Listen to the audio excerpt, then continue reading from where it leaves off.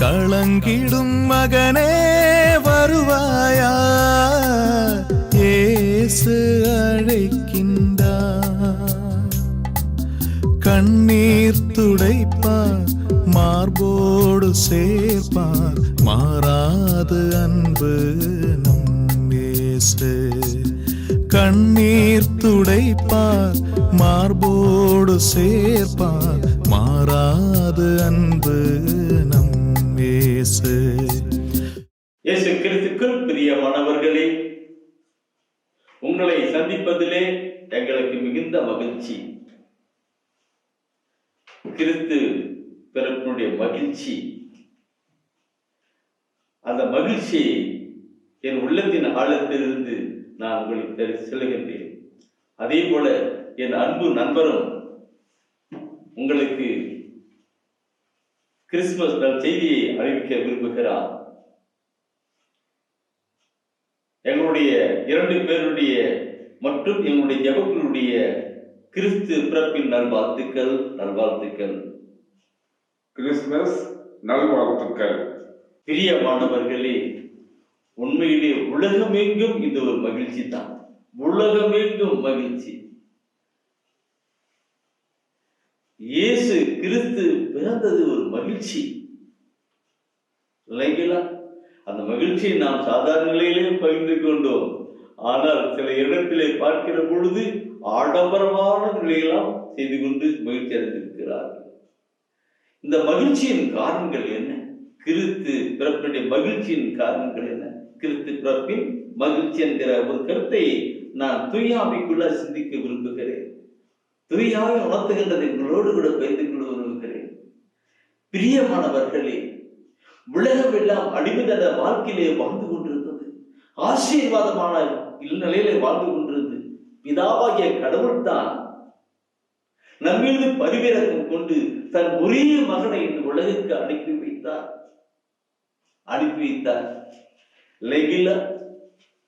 அனுப்புறது யாரிடம் அனுப்பணும்? எப்படி அவர் மனிதனாக சொல்லி அனுப்பணும்? யாரிடம் அனுப்பணும்? அதற்கு அன்னை மரியாவை தேர்ந்து கொண்டார். வானதர்கள் புறப்பட்டு வருகிறார்கள்.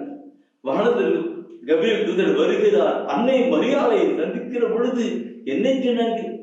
அருள்மிகு பெற்றவளே என்று சொல்லுகிறார். அருள்மிகு பெற்றவளே என்று சொல்லுகிறார்.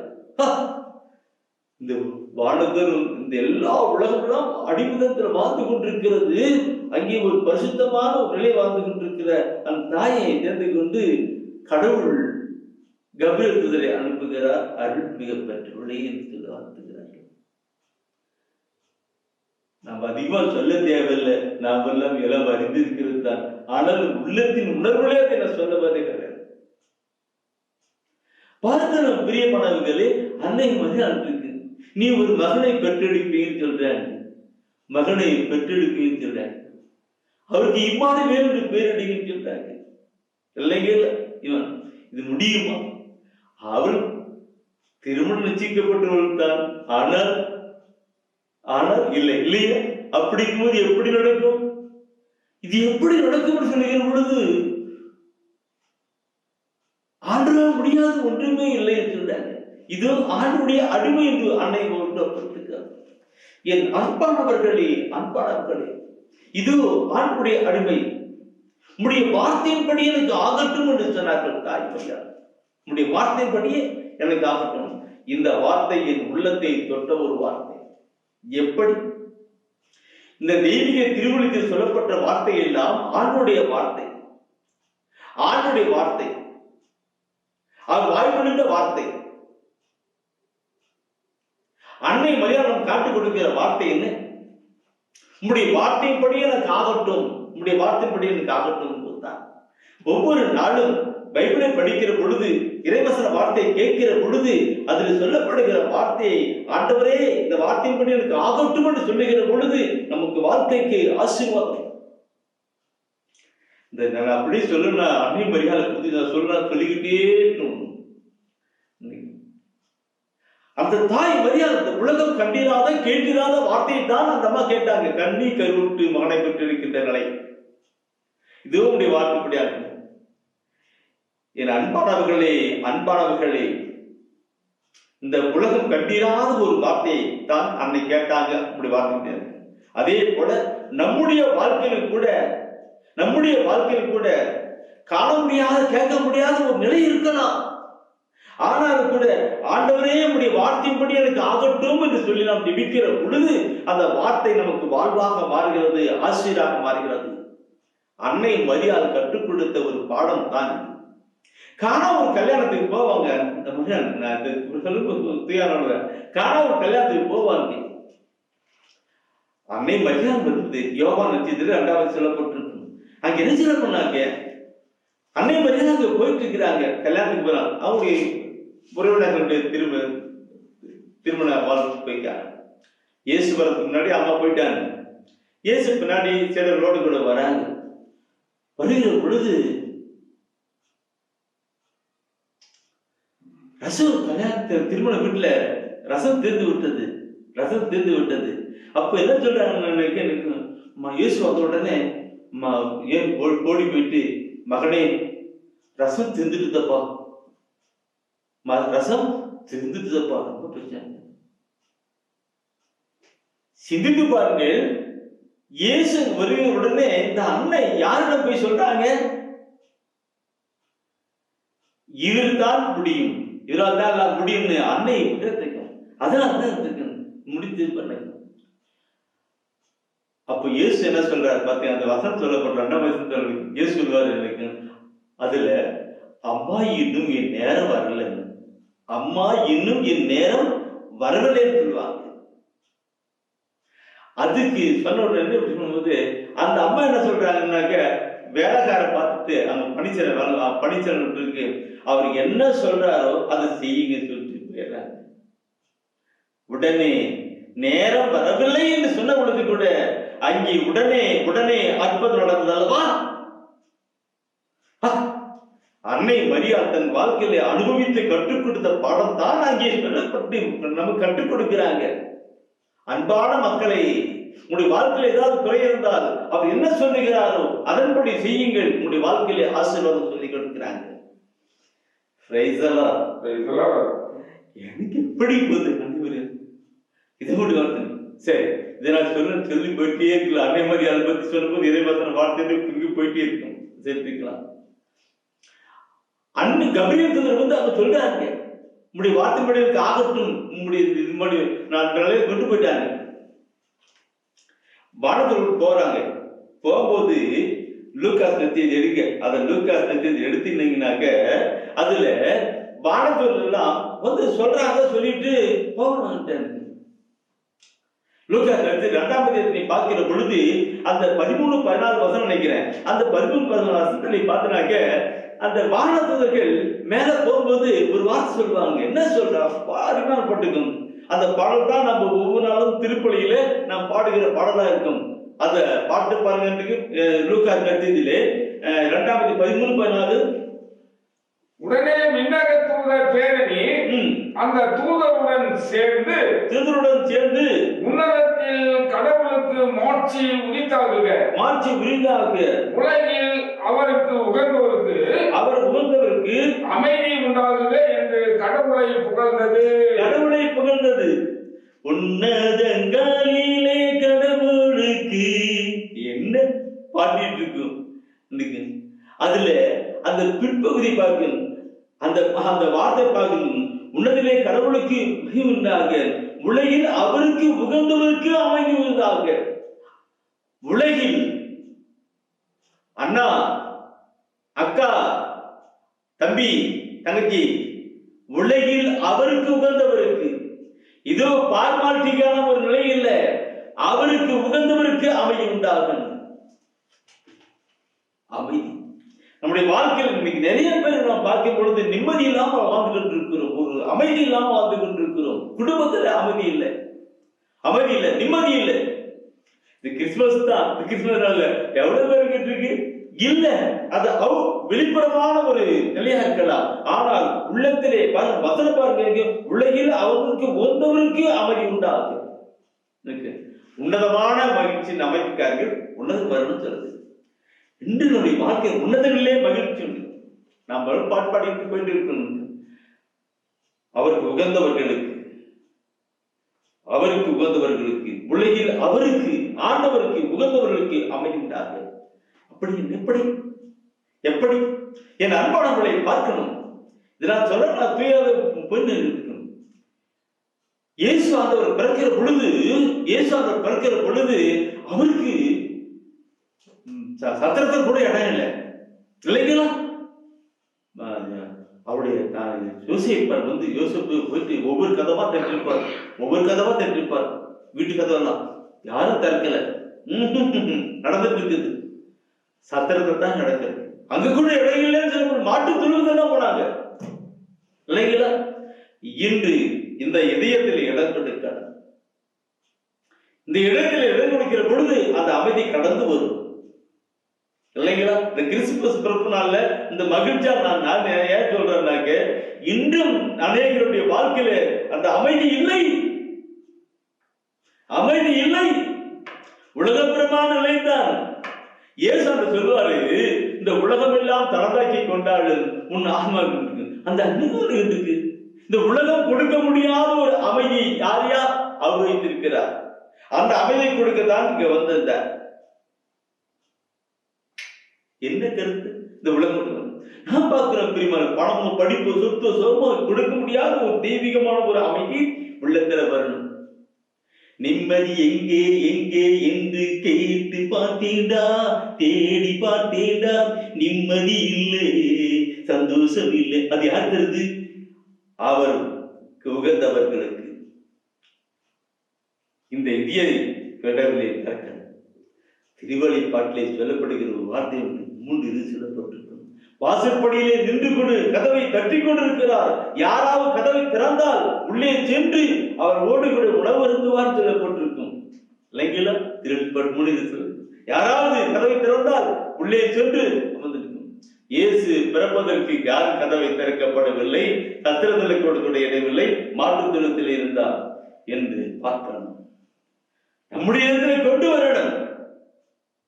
திறக்கப்படலை, திறக்க போட்டு கொண்டு வந்தாங்க அந்த தெய்வீக அமைதி கடந்து வரும்.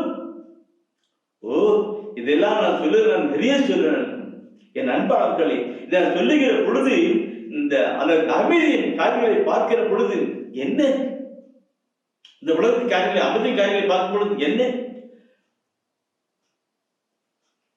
தயவுசெய்து ஏசியா பத்தம் எடுக்க நினைக்கிறேன். ஏசியா பத்தத்திலிருந்து 9ஆம் அதிகாரத்துல 6வது வசனம் ஒரு அருமையான ஒரு வார்த்தை சொல்லியிருக்கும். அந்த வார்த்தை என் உள்ளத்தில் சுட்டப்பட்ட வார்த்தை என்ன இருக்கு? அந்த அந்த அது 6வது வசனத்தை என்ன சொல்லணும்னுக்கு 6வது வசனமே படிங்க. அடுத்து 7 இந்த 6 படிச்சவங்களை 7 படிக்கலாம். ஒரு குழந்தை நமக்கு பிறந்துள்ளார், ஓர் ஆண் மகவு நமக்கு தரப்பட்டுள்ளார், ஆட்சி பொறுப்பு அவர் தோள் மேல் இருக்கும். ஆட்சி பொறுப்பு, இன்னைக்கு இந்த ஆட்சி பொறுப்புன்னு தோல்பதற்கும் சொல்லப்பட்டிருக்கு. அவர் வந்த பின்னாடிதான் கடவுளுடைய அரசு நெருங்கிவிட்டது, விண் அரசு நெருங்கிவிட்டது என்று பறைச்சாட்டி கொண்டு வந்தது அவர்தான். ஏன்னா கொண்டு போறதுக்காக எல்லா மக்களையும் கொண்டு ஆட்சி பொறுப்பு அவர் மேல், அவர் தோல் மேல் இருக்கும். அவர் திருப்பெயரோ அடுத்து பாருங்க, அவர் திருப்பெயரோ வியத்தகு ஆலோசகர், வலிமை மிகு இறைவன், என்றும் உள்ள தந்தை, அமைதியின் அரசர் என்று அழைக்கப்படும். பேரை பாருங்க. அதாவது சில இயேசுக்கு நிறைய பேர் இருக்குது, நிறைய பேருக்கு மீன்பற்றான இருக்கு. ஆனால் இங்க கொடுக்கப்பட்ட வியத்தகு ஆலோசகர், வலிமை மிகு இறைவன், என்று உள்ள தந்தை, அமைதியின் அரசர். இந்த கருத்து மொத்தம் ஆடும் சித்தமானால் ஒரு நாளைக்கு இந்த பேர் எப்படி ஆகிங்கள ஒரு நாள் அப்படிப்பட்ட நிலை இருக்கின்றது. காரண பெயர், இது விளையாட்டு பெயர்ல காரண பெயர். இதற்கு இப்படிப்பட்ட நிலை இருக்கிறபடினாலே அப்படிப்பட்ட பெயர் வைக்கப்பட்டாங்க. இதை குறித்து நாம் பார்ப்போம், நிறைய சொல்ல இருக்கும். அந்த நினைப்பா இதை அன்னை மரியாதை நான் பார்க்கிற பொழுது, என் அன்பானவர்களே, அன்னை மரியாதை பார்க்கிற பொழுது அந்த பரிசுத்த ஆவியால் நிரப்பப்பட்டிருக்காங்கல்ல. திரும்ப லூக்காஸ் எடுங்க. தூய ஆவியால் உணர்த்துகிறத உள்ளபடி அந்த நாட்களில் உங்களோடு கூட வார்த்தை பகிர்ந்து அந்த மகிழ்ச்சியின் ஆசீர்வாதங்கள், கிறிஸ்து பிறப்பின் மகிழ்ச்சியின் ஆசீர்வாதங்கள் நம்முடைய வாழ்க்கையில அனுபவிக்கணும்க்கா. ஏதோ டெக்கரேஷன் பண்ற அப்படி போன்ற மகிழ்ச்சி அல்ல. ஆடு வெட்டி கோழி வெட்டி போட்டிருக்கு இல்ல, அவர் கொடுக்கிற மகிழ்ச்சியின் ஆசீர்வாதம் பெறணும். அடுக்கடுக்கு மகிழ்ச்சி. அன்னை மரியாதை என்ன பண்ணாங்கன்னா, இதோ உங்களுடைய வார்த்தைப்படி எனக்கு ஆகட்டும்னு சொன்னாங்க. லூக்கா 2 நினைக்கிட்டேன் இல்லைங்களா? அந்த இதுக்கு என்ன பண்ணாக்க, உதவுடைய வார்த்தைப்படி எனக்கு ஆகட்டும், ஆண்டோடைய அடிமைன்னு அந்த அம்மா எடுத்துக்கிட்டாங்க. அப்படி பிறந்த உடனே நடக்கும். அப்போ அங்க இயேசு அந்த எலிசபெத் அம்மா பத்தி அங்கே சொல்ல வராங்க. யாரு? எலிசபெத் அம்மா பத்தி அங்க சொல்ல வராங்க. எலிசபெத் அம்மா பத்தி அங்கே சொல்ல வராங்க. நீங்க பார்ப்பினாக்க அந்த 37 நினைக்கிறேன், 30 அந்த வார்த்தை பார்க்கிறது ஒவ்வொரு வசனம் மட்டுக்கும் அதுல பார்க்கிற பொழுது அன்னை மரியாதை இந்த மாதிரி உங்களுடைய உறவினரான எலிசபெத் அம்மாவுக்கு, உன்னுடைய உறவினரான எலிசபெத் அம்மாவுக்கு இது 6வது மாதம் சொல்றாங்க. 6வது சொல்றாங்க. அவங்க குழந்தை இல்லாதவங்க. ஆண்டவ முடியாது என்ன இருக்குது, உங்களுடைய உறவினரான எலிசபெத் அம்மாவுக்கு இப்ப 6வது மாசம். அந்த வார்த்தை சொல்லிதான் கொண்டு வராங்க. அந்த வார்த்தையை கேட்டவுடனே உள்ள பண்ண இந்த அம்மா உடனே என்ன பண்ணாங்க, 6வது மாசம் சொல்ல உடனே அவங்க வயசானவங்க. யாருங்க? எலிசபெத் வயதானவங்க. சக்கரியாசுடைய பிள்ளைக்கு எலிசபெத் வயதானவங்க. அவங்க உறவினர். அந்த உறவினரா தெரியாது இருக்குமா? அவங்க உறவினர் உடனே அந்த என்ன பாருங்க, அந்த வசனத்தை நீ படிச்சு பார்க்கணும். அதுல எலிசபெத் சந்திக்க போறது அருமையான ஒரு கருத்தா இருக்கும். இந்த தலைப்பு நீ பார்க்கணும். அவங்களுக்கு அந்த மரியா எலிசபெத்தை சந்தித்தல் ஒரு தலைப்பு இருக்கு. எடுத்துட்டீங்களா? பைபிள் எடுத்துக்காரா? நான் சொல்ல வரேன். நான் பெருமைப்பட்டிருக்கேன். அப்போ அது பின்னாடி பாருங்க, எலிசபெத் அம்மா அந்த வார்த்தையை கேட்ட உடனே புறப்பட்டு போறாங்க. போயிட்டு மரியா அந்த எலிசபெத் அம்மா போய் வாழ்த்துறாங்க. ரிலேஷன் போயிட்டு வாழ்த்துறாங்க.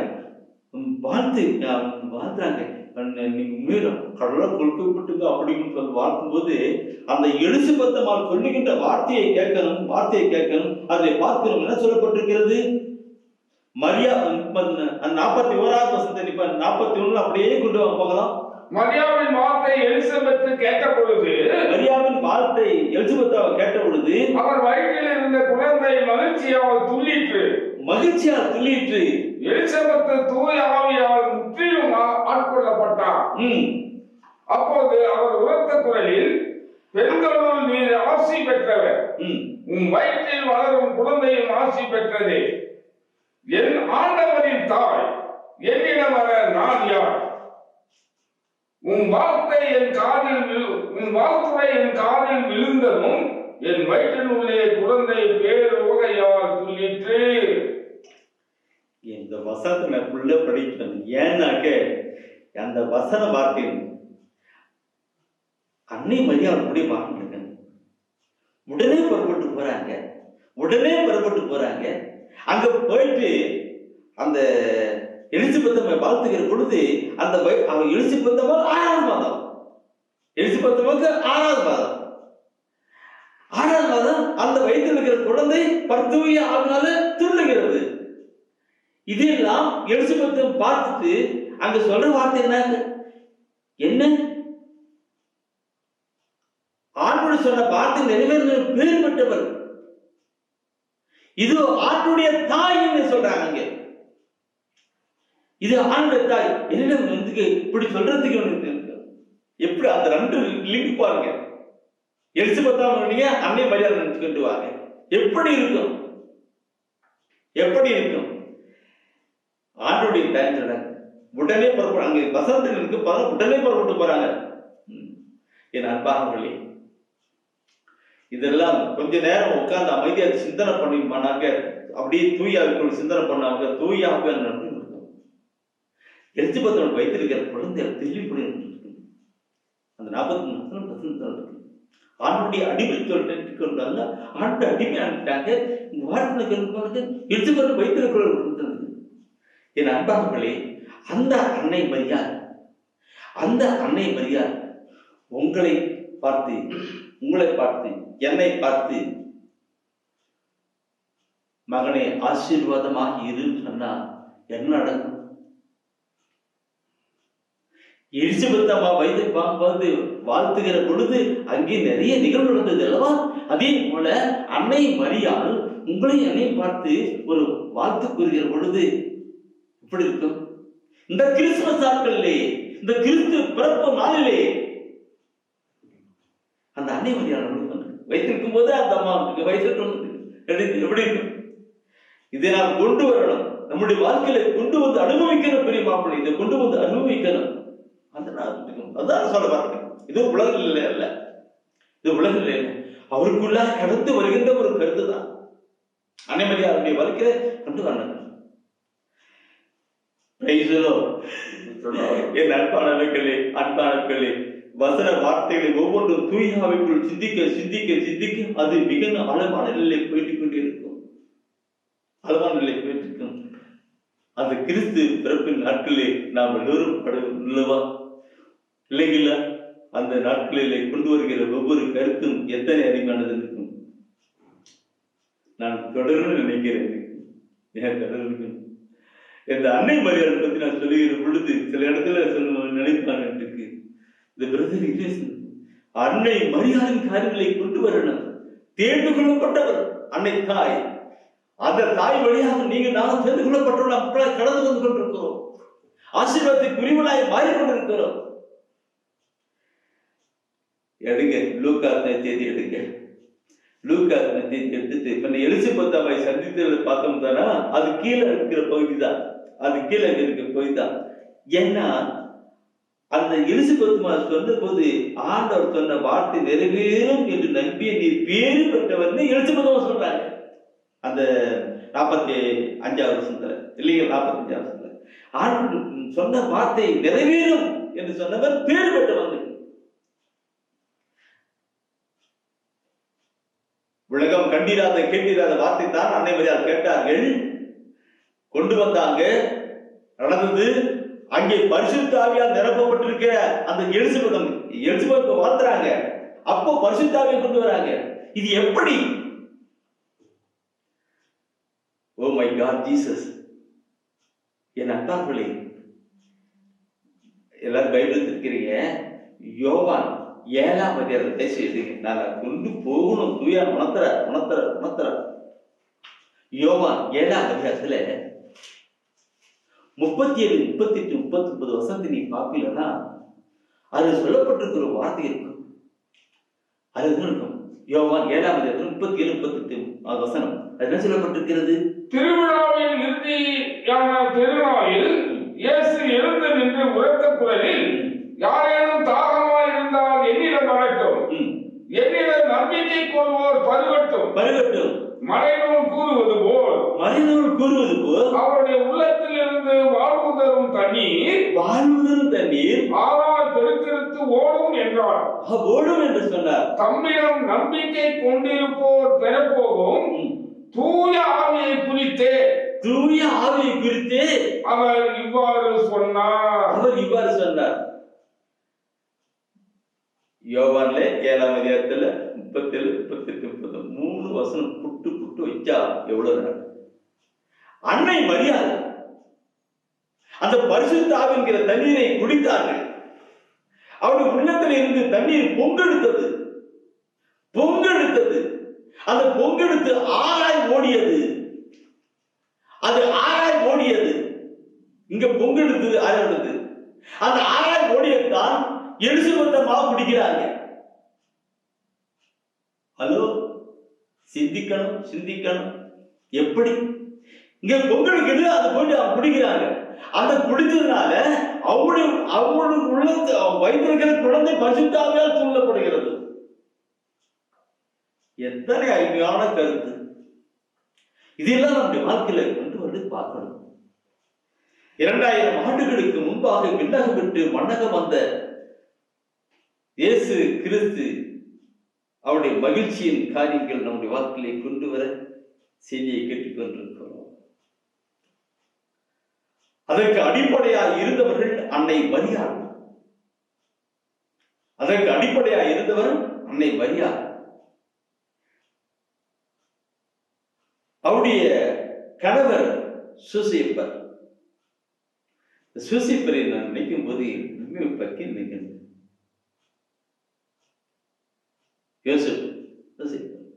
என்ன அன்னை மரியாள் ஆண்களுடைய வார்த்தையை கீழ்ப்படிந்து கருவுற்று இருக்கிறாங்க. ஆனால் யோசேப்புக்கு திருமணம் ஒப்பந்தம் செய்யப்பட்டவர் தான். வாழ்க்கை இதை கேட்ட உடனே யோசேப்பு என்னுடைய வாழ்க்கை என்ன? அவரை கொஞ்சம் அவரு வயிற்று குழந்தைலாம் இருந்தானே கேள்விப்பட்டு கொஞ்சம் தள்ளி இருக்கலான்னு கேள்விப்பட்டார். கடவுளுடைய தூதன் யோசேப்புக்கு தோன்றி சொல்லுகிறாங்க. என்ன சொல்றாங்க? யோசேப்பு, நீ அப்படிலாம் நினைக்காத. அது முதல் அதிகாரத்துல நீங்க பார்த்தாங்க 20-21 வருஷம் சொல்லப்பட்டிருக்கும். யோசேப்பு, நீ அதை மாதிரி நினைக்காத. அவர் கருவுற்று இருப்பது பரிசுத்த ஆவினாலே. அவர் ஏற்றுக்கொள்ள தயங்காது. அவர் மகனை பெற்றெடுப்பார்கள். அவருக்கு இயேசுங்கிற பெயரிடுவீங்க. இயேசுங்கிற பெயருக்கு அவர் மக்களை பாவந்து மீட்பார் என்ற அர்த்தம். இந்த வார்த்தையை கபிரியேல் தூதர் அந்த யோசேப்பு சொன்ன உடனே அவர் புள்ளி மாற்றம் அன்னை மரியாள் வெளிப்பாடு. எனக்கு இந்த வார்த்தைகளை படிக்கும்போது கற்பனையா இந்த உலக நிலையில போயிட்டு இருக்கேன். யோசேப்பு என்ன பண்ணார்? இன்னைக்கு உடனே அந்த திருமண காரியங்களை கண்டு வந்திருக்கும். அன்னை மரியாதை போயிட்டு, நான் கூட ஏதோ உன்னை பத்தி தப்பா நினைச்சிட்டேன், ஆனா கடவுள் பிறந்துட்டு இருக்கிறார் பிள்ளைகள, அதனால மேல் பெரிய பேர் பெற்ற பாக்கியசாலின்னு சொல்லிருப்பாரு இல்லைங்களா? சொல்லிருப்பாரு. எல்லாம் சொல்றீங்க, ஆமான்றீங்க. சொல்லிருப்பாரு. கடவுள் பாக்கியம் பெற்றோர் இருப்பாரு. அப்பா அம்மா என்ன சொல்லிருப்பாங்க? யோசேப்பு சொல்லும் போது மரியா சொல்லிருப்பாங்க, அவர் உலக மீட்பராக எல்லா மக்களையும் பாவலை போக்குவரத்துக்காக பிறக்கிறான்னு சொன்னாங்க. அதனாலதான் நான் உடனே அடிமை ஏத்துக்கிட்டேன். அப்படி சொன்ன உடனே 2 பேரும் அந்த உதாரணம் அந்த கழுத்து மேல உட்கார்ந்து போயிட்டு இருக்கிறாங்க. இந்த அம்மா மரியா சொல்லிட்டு இருப்பாங்க, கடவுள் தூதர் இப்படிதான் சொன்னார், இப்படிதான் சொன்னாங்க. யோசேப்பு, நான் உங்க அடிமை. மரியா சொல்லிட்டு உங்களுடைய அடிமை. அவர் யோசேப்பு சொல்லிட்டு இருப்பார், நான். இவர்கள் 2 பேரும் கருத்து என்ன? எல்லா மக்களும் மீட்பு பெற வேண்டும், அதற்காக நாம் அர்ப்பணிப்போம். எல்லா மக்களும் மீட்பு பெற வேண்டும், அதுக்காக நாம் அர்ப்பணிப்போம் என்று வராங்க. 2 பேரும் அப்படியே அந்த கழுது அம்மாவை கல்மலை கரைச்சிட்டு அப்படியே கூட்டு போற எப்படி இருந்திருக்கு இல்லைங்களா? ஒவ்வொன்றும் சிந்தனை பண்ணி பார்க்கணும்.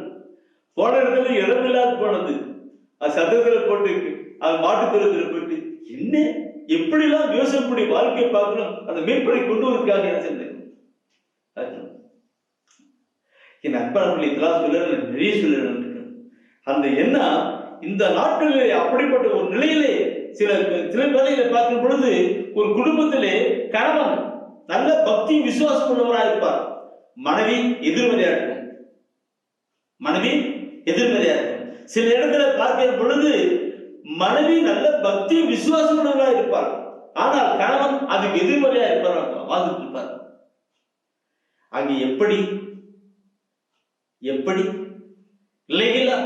இங்கே யோசேப்பு இங்கே மரியா எப்படி அவருடைய எண்ணங்கள் சிந்தனை எப்படி ஆண்டவருக்கு பயந்து எப்படி கடந்து போனார்கள், அந்த மாதிரி கடந்து வருகிற பொழுதுதான் நின்று நம்முடைய வீட்டிலே ஒரு கிறிஸ்து பிறப்பின் மகிழ்ச்சியை நாம் காண முடியும்.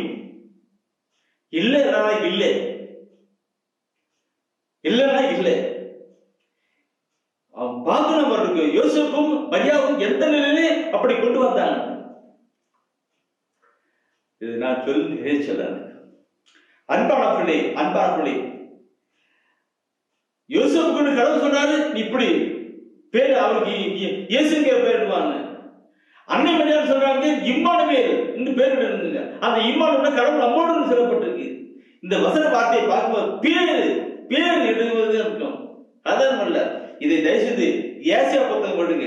ஏசியா புத்தகத்துல அப்ப இயேசு அங்க பிறக்கிறதுக்கு முன்னாடியே அங்கே சொல்லப்பட்ட வார்த்தை தான். ஏசியா 9ஆம் அதிகாரத்தை பார்க்கும் பொழுது, அங்க 9ஆம் அதிகாரத்துல பார்க்கும் பொழுது இயேசு பிறக்கிறதுக்கு முன்னாடி அங்க ஒரு பாடம் வந்துட்டு இருக்கும். அந்த பரலோகம் வரவிருக்கும் அரசர் ஆட்சியின் பொறுப்பு அவர் தலைமையில இருக்கும் சொல்லப்பட்டிருக்கும். அந்த அப்படியே நீங்க கொண்டு படிச்சு நான் பார்த்தேன். அந்த 8வது வந்து படிக்க பார்க்கலாம். 8வது சரி 6வது இதுல வந்து 6 படிக்க. ஒரு குழந்தை நமக்கு பிறந்துள்ளார், ஓர் ஆண்மகன் நமக்கு தரப்பட்டுள்ளார், ஆட்சி பொறுப்பு அவர் தோள் மேல் இருக்கும். அவர் திருப்பெயரோ வியத்தகு ஆலோசகர், வலிமை மிகு இறைவன், என்றும் உள்ள தந்தை, அமைதியின் அரசர் என்று அழைக்கப்படும். ஏற்கனவே பார்த்து சொல்றது இது மீடியா சொல்றாங்க என்று அழைக்கிறது. ஒரு பேர்ல, 2 பேர்ல, 3 பேர்ல நிறைய பேர் வியத்தகு ஆலோசகர். இந்த வியத்தகு ஆலோசகர் சொல்லுகிற பொழுது அந்த பரிசுத்த ஆவியினாலே அவர் கடவுளுடைய ஆவியால் பிறக்க. இத வியத்தகு ஆலோசகர் சொல்லுகிற பொழுது ஒரு சின்ன ஒரு சாட்சியத்தை சொல்லுன்னு நினைக்கிறேன். சொல்லட்டும் சொல்லுகிறது. என் அன்பானவர்களே, நல்ல பக்தி விசுவாசம் உள்ள குடும்பம் தான். தவறாம கோயிலுக்கு போவாங்க, ஏன் பண்ணுவாங்க, பரிசுத்தமான நிலைப்பாங்க. ஆனா அவன் பைபிள் ஒன்று அதிகமா படிச்சது கிடையாது. அது வயதானவர்கள் வயதானோட படிப்பில் வாழ்ந்தவன் கூட. அதனால அவனுக்கு ஒரு நாள் நற்செய்தி வெளிப்பாட்டுக்கு இப்படி எல்லாம் வந்தார். நற்செய்தி வெளிப்பாட்டுக்கு வந்தாங்க. அப்ப இறைவசன வார்த்தையெல்லாம் அவங்க ரொம்ப ஆழமா கேட்பாங்க. அப்படி கேட்கும் பொழுது அவங்க வந்து ஒரு கருத்து கேட்டாங்க. பிரதர், இப்படி பரிசுத்த ஆவியை பத்தி இப்படி சொல்றீங்களே, அவங்க பரிசுத்த ஆவியானவருக்கு எல்லாருக்குமா? எங்க பேரப்புள்ள ஒண்ணுமே இல்லை பிரதர், ஒன்னும் படுக்க மாட்டு ஒண்ணு. அம்மா அப்பா அழுறாங்க, என்னத்துக்கு பிறந்தாங்கன்னு சொல்லிட்டு அழுறாங்க பிரதர். எப்படி பிரதர்? ஏமா, கடவுளுடைய ஆவி நம்ம எல்லாரும் கொடுக்கப்படுதுமா. இறுதி நாட்கள மாதிரி யாருமே ஆவி பொழிவுன்னு சொல்லிருக்கிறார் பைபிள் சொல்லிருக்கு. நாம் கேட்ட யாராவது கேட்டா நாம் தருவேன்னு சொல்லிருக்கிறார். இன்னும் கொஞ்சம் வருஷம் சொல்லிட்டு அவங்க அப்பா அம்மா என்று வர சொல்லுன்னு சொன்னேன். உடனே அடுத்து 2-3 நாள் பொறுத்து அவங்க அப்பா அம்மா 2 பேரும் வந்தாங்க. எப்பா நீ பைபிள்லாம் படிப்பீங்களான்னு கேட்டேன். எப்பயாவது படிப்போம். உங்க பிள்ளை எப்படி இருக்க? இப்படிதான். நான் ஏசியா புத்தகத்துல 11ஆம் அதிகாரத்தை இல்ல 2வது வசனத்தை அவங்ககிட்ட எடுத்து, தம்பி படிப்பா, கணவன் மனைவி 2 பேர் இருக்கீங்க, 2 பேருக்கு கூட்டி படிங்கன்னு சொன்னேன். 2 பேரும் ஏசியா 11ஆம் அதிகாரத்துல 2வது வசனத்தை படிக்க சொன்னேன். அவங்க 2 பேரும் எடுத்து படிச்சாங்க. ஆண்டவருடைய ஆவி அவர் மேல் தங்கி இருக்கும். ஞானம், அறிவு, ஆற்றல், நிம்மதி, விவேகம், கடவுளுக்கு பயப்படுகிற பயத்தை அந்த ஆவி அவர்களுக்கு அருளும் சொல்லப்பட்டிருக்கு. அப்போ உங்க மகளுக்கு ஆண்டவரே இப்படி என் மகளுக்கு இந்த ஆவினால் நிரப்பும் சொல்லி நீங்க ஜெபம் பண்ணா கேட்டாங்க, ஆர்டர் செய்வாரா செய்ய மாட்டாரான்னு கேட்டேன். இன்னில இருந்து ஒவ்வொரு நாளும் வசந்த பிள்ளைகளுக்கு வைங்க, நெத்தியில் அந்த பிள்ளைக்கு சிலுவை போடுங்க, நெத்தியில் சிலுவை போட்டு ஆண்டவரும் அப்படி வார்த்தைப்படி அந்த மகளுக்கு ஆகட்டும்னு சொல்லி நினைச்சேன். பாருங்க படிப்பு அந்த சரியான மட்டும்னா ஒவ்வொரு நாளும் ஜெபிக்க ஜெபிக்க ஜெபிக்க ஜெபிக்க அவங்க குலத்தினால அந்த ஆண்டவரும் இப்படி ஆவினாலும் மகள் இருக்கும்னு சொல்லி ஜெபிக்க ஜெபிக்க அந்த குழந்தை அப்படியே படுது, நல்லா அதிகமா இருக்கும். நீங்க பாக்குறாங்க அவங்க அப்பா அம்மா ஆச்சரியப்படுறாங்க, பிரதர் அந்த சப்ஜெக்ட்ல போயிரு அந்த சப்ஜெக்ட்ல போயிரு மார்க் இப்ப எல்லாம் எல்லாத்துலயும் பாஸ் ஆயிட்டா பிரதர், அதுல கிளாஸ்ல ரெண்டாம் ரேங்க் வந்திருக்கிறான். நான் இதை ஏன் சொல்கிறேன் என்றால் வியத்தகு ஆலோசகர், வியத்தகு ஆலோசகர் அவங்க ஏதோ கேட்டாங்க நான் சொல்லி அந்த வியத்தகு ஆலோசகர் வலிமை மிகு இறைவன், ஒவ்வொரு வசன வார்த்தைக்கும் நடக்கும் வலிமை மிகு இறைவன்,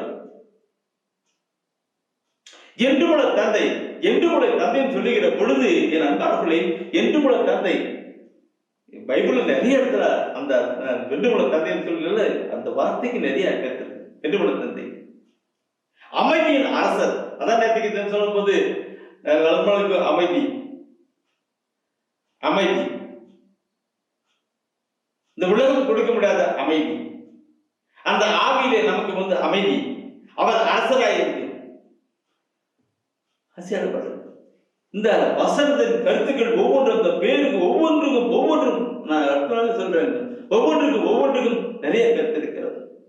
அவருக்கு இது எடுக்கும்போது நான் அன்னை மரியாவை நினைச்சு பார்க்கிறேன். அந்த அன்னை மரியா எப்படி கொண்டு வந்தாங்க எடுக்க, லூக்காஸ் நத்தியது எடுக்க, லூக்காஸ் நத்தியது எடுத்து அதுல நீ பாப்பினாக்க அந்த எலிசபெத்தம்மாள் வாழ்த்தின உடனே ஆண்டுடைய தாய் என்னிடம் வருவதற்கு நான் பேர்பட்டவர் என்று சொல்லி பண்ண நினைக்கும்.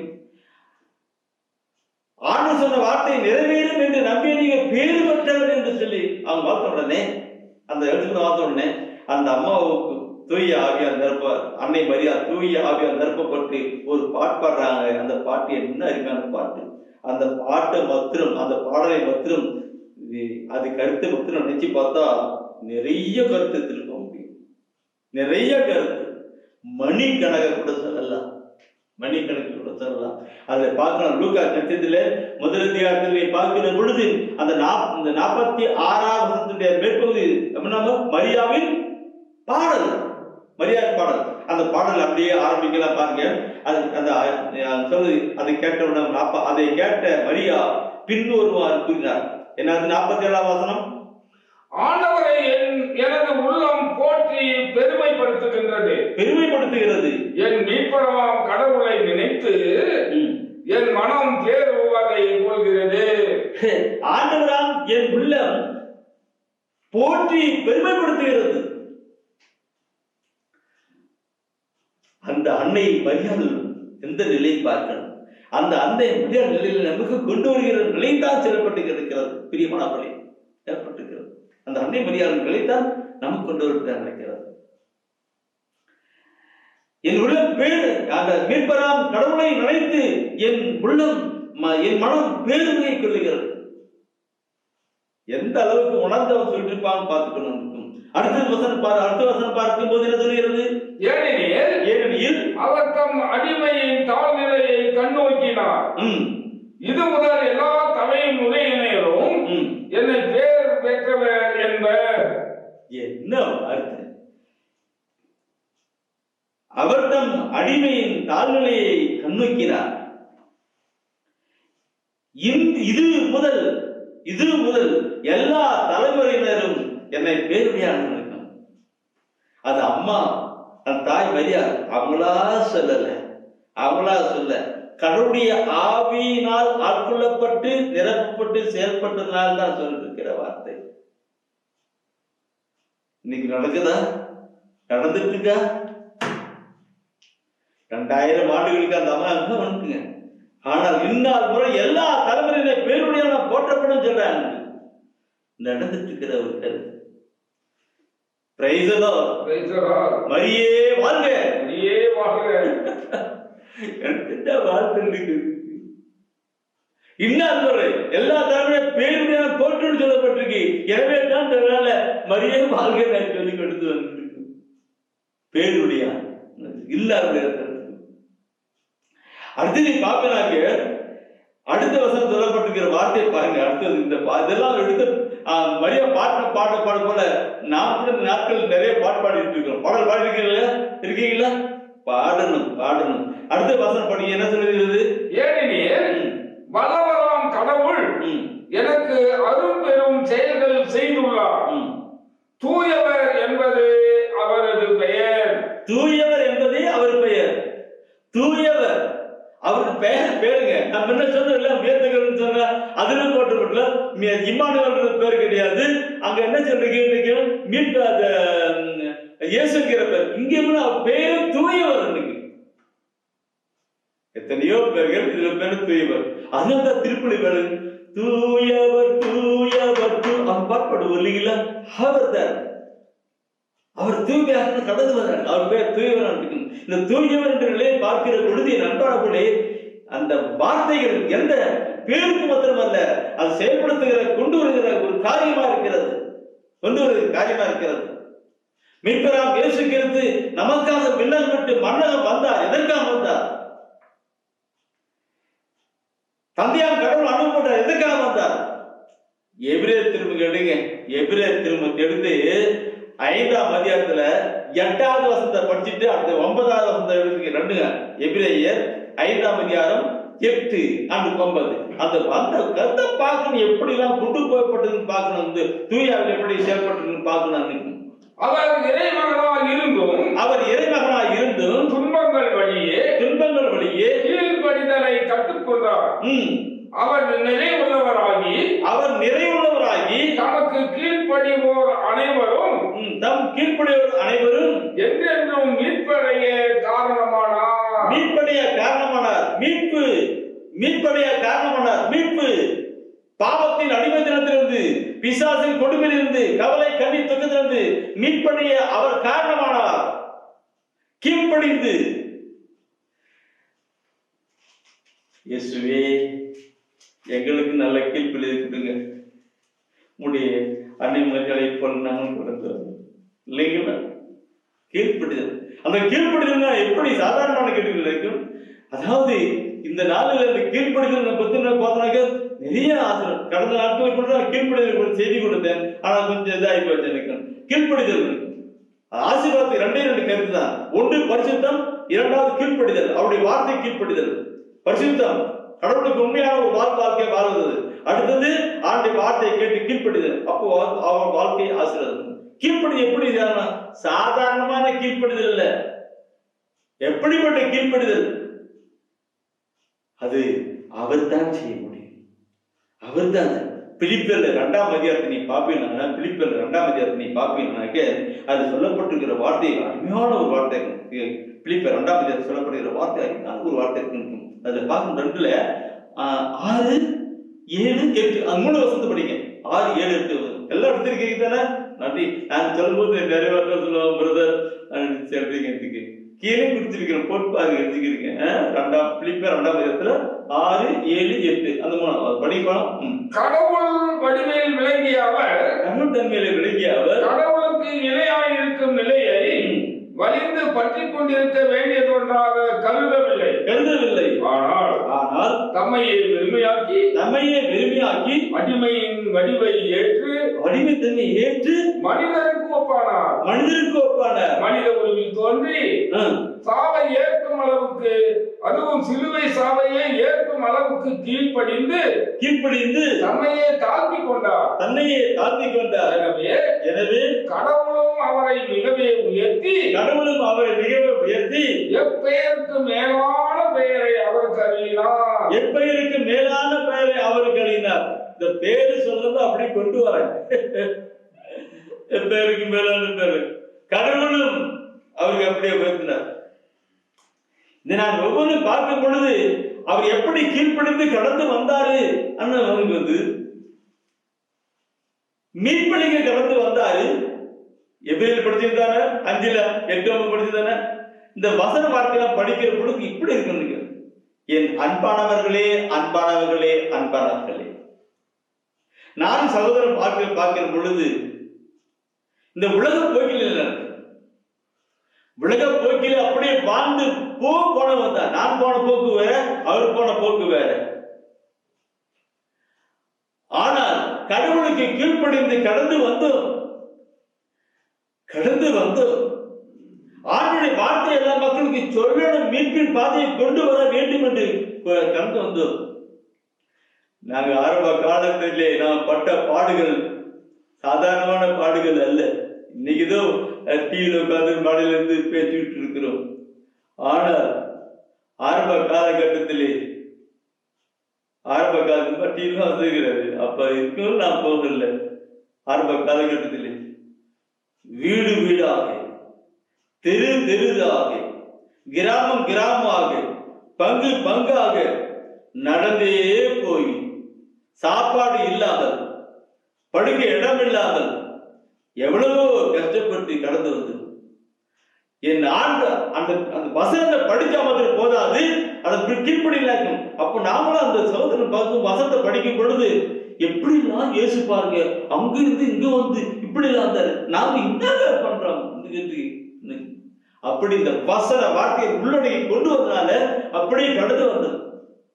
என் அன்பானவர்களே திருத்திருவாக்கு அப்பனா இருக்கும். அதனால்தான் கடவுள் இந்த நிலையில எங்களை வைத்திருக்கிறார். இன்றைக்கு நற்செய்தி மக்கள் எல்லா மக்களும் போகும்படியா செய்து கொண்டிருக்கிறார். நன்று நல்ல ஊழியனே, நீ சிறியவற்றில் கருத்த. அதுக்கு நான் பெருமையா சொல்ல வரல, ஆண்டவர் மையப்படுத்த காரியத்தை கொண்டு வருகிறேன். அவர் விண்ணகம் விட்டு மன்னகம் வந்தார். பாவைகளை ஏற்றுக்கொள்ளவில்லை, அவரை ஏற்றுக்கொண்டார். பாவத்துக்காக அவர் அடிக்கப்பட்டார், ஒடுக்கப்பட்டார், கிழிக்கப்பட்டார், காயப்பட்டார், தியாகம் கொடுத்தார். எவ்வளவு தாட்சி இன்று நீங்களும் நானும் கடந்து வருகிற பொழுது அப்படி இருக்கும். எனவே அன்பானவர்களே, அன்னை மரியாள் எப்படி பாடி ஆண்டவரை வகைப்படுத்தினாங்க பார்க்கணும். அன்னை மரியாள் எப்படி பாடி வகைப்படுத்தாங்க, இதெல்லாம் தூய் ஆவிலை கொண்டு வருகிற பொழுது அது நமக்கு மகிமின் காரியங்களாக கடந்து செயல்பட்டுக் கொண்டே இருக்கும்.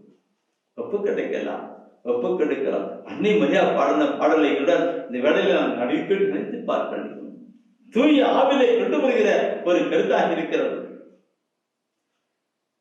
என் அன்பார்களே, அவனுடைய சமூகத்தில் ஒப்பு கிடைக்கலாம். அன்னை மரியாள் தூய ஆவிலை நிரம்பி பாடிய பாடல் இன்று நீங்களும் நானும் தூய ஆவிலை கொடுத்து வந்து பாடுகிற பொழுது ஆசீர்வாதமாக இருந்து கொண்டே இருக்கும். இறைவனை ஏற்றி போற்றி மகிழ்கின்றது, என் மீட்பராம் கடவுளை நினைக்கின்றது. காலிலை இருந்த தம்மடியவளை தயவுடன் கடை கண்ணோக்கினார்.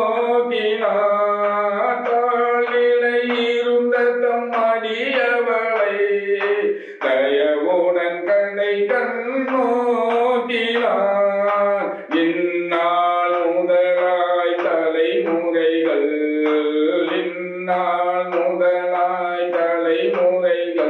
என்னை பேருடையாள் என்றிடுமே. இறைவனையை ஏற்றி போற்றி மகிழ்கின்றது, மீட்பராம் கடவுளை நினைக்கின்றது. ஏனெனில் வல்லமை மிகுந்தவரே எனக்கரும் செயல் பல புரிந்துள்ளார். அவர் தம் பெயரும் புனிதமாகும்,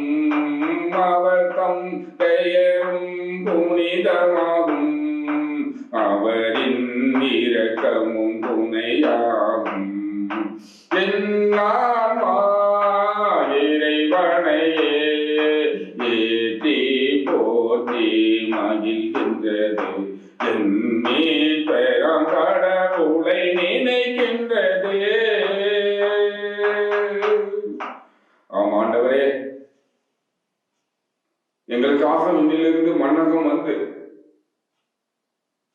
எங்களை மீட்க இந்த உலகத்திலே மாற்றுத் தொழுவத்திலே பிறந்த எங்கள் அன்பு ஆண்டவரே, உம்மை நன்றியோடு உம்மை போற்றுகிறோம் ஆண்டவரே.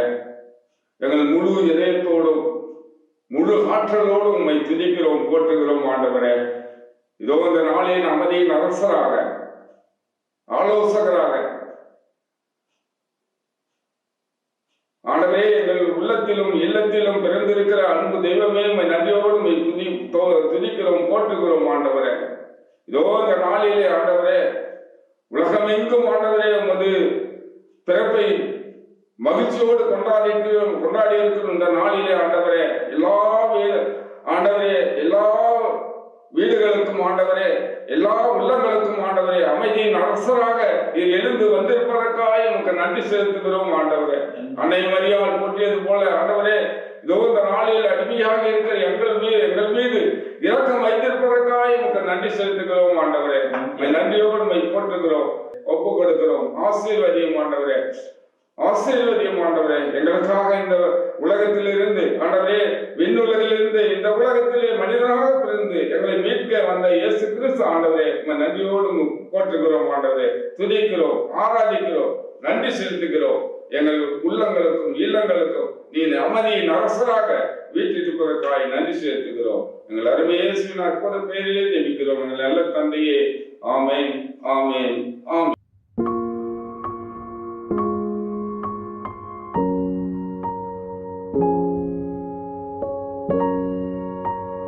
thank you